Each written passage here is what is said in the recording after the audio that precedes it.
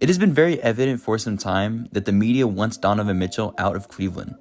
I'm sure Cavs fans knew this would happen after the embarrassing loss in the playoffs, but for this long to be saying that he wants out of Cleveland is just absurd and very unethical for the media to do this.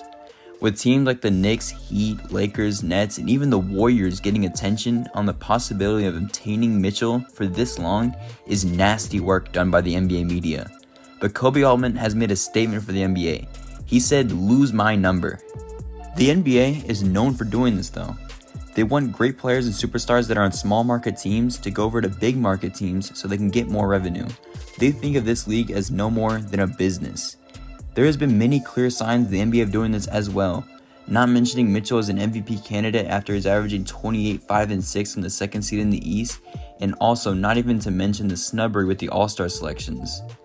The NBA media is trying to talk as little good about Mitchell until he feels almost unrecognized and will eventually leave for a bigger market team where he can actually be recognized.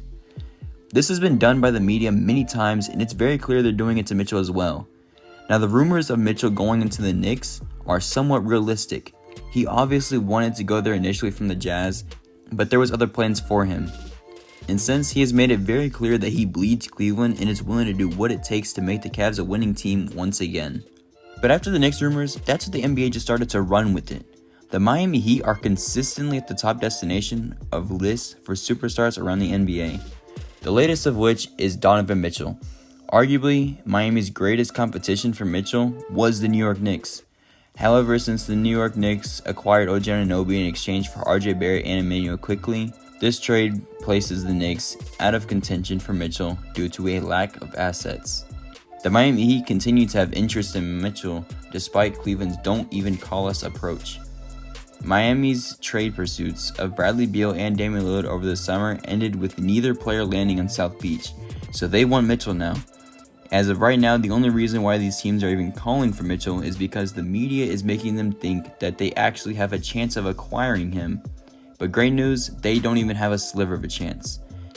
Next up for the media's plan was the Lakers. The Cavs are now second in the East, but Donovan Mitchell's name keeps coming up in trade rumors anyways. This is because Mitchell has just 1 year left on his contract before having the option to become a free agent once the 2025 season concludes. Meanwhile, signs continue to point to LeBron James staying with the Los Angeles Lakers through the trade deadline. Chances are, with the Lakers sitting 9th in the Western Conference, they will not see a blockbuster trade come out of this season. That does not mean that the Lakers front office is not trying to find creative ways to improve the roster surrounding LeBron and Anthony Davis. But landing a player like Mitchell will not happen, at least not this offseason. But what about during the summer? While the Lakers are still working the phone lines, the team is experiencing trade complications due to the belief that they could trade for Donovan Mitchell later this offseason. They also add that the New York Knicks could also be a team with the Donovan Mitchell trade on the radar when the summer begins. It's hard to imagine a scenario where the Lakers have enough to trade assets and land superstar Donovan Mitchell without trading Anthony Davis or LeBron James. The best piece the Lakers have to offer is Austin Reeves and several first-round selections, but that won't be nearly enough for the Cavaliers to trade their best player.